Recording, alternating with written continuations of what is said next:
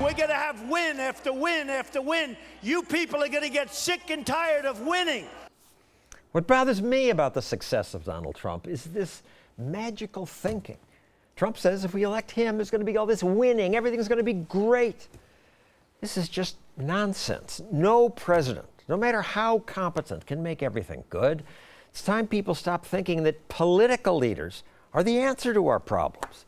It was that fantasy that brought us the Barack Obama frenzy.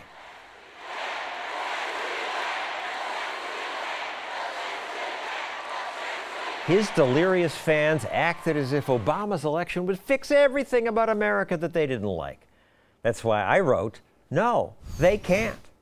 Government can't fix most things, but free individuals can. And we do. Free people acting without government coercion accomplished almost all of the things that made America great. That's why Trump also ticks me off when he says, we're going to make America great again. Make America great again. Make America great again. His fans love that. They buy these hats. But what does this mean exactly, make America great again? When were we great in Trump's eyes? When we won World War II? Yeah, that was great.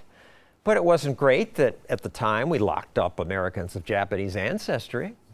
The 120,000 Japanese and Japanese Americans living on the West Coast were rounded up and taken to internment camps where they would spend the duration of the war.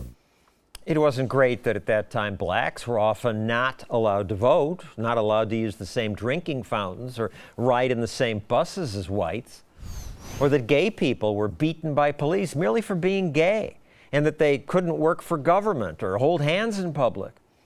Was America great when women were not allowed to own credit cards without their father's or husband's permission?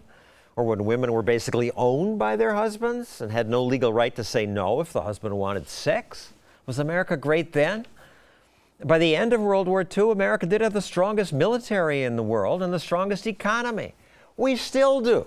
The strongest military and economy. I resent this make America great again stuff. Trump makes it sound like everything's gone bad. Politicians and the media spread so much false bad news that Americans are getting depressed. For the first time in history, a majority of people say that their children will be worse off than they are. But it's bunk. Warren Buffett gets this one right when he wrote, "Babies born in America today are the luckiest crop in history. They will live far better than their parents did." They will, he says, because of America's economic magic. And that magic comes from individuals, not politicians or presidents. If that magic continues, it'll be in spite of people like Trump and their magical promises. Make America great again. This is a bad slogan. I have a new one. Let's get rid of that.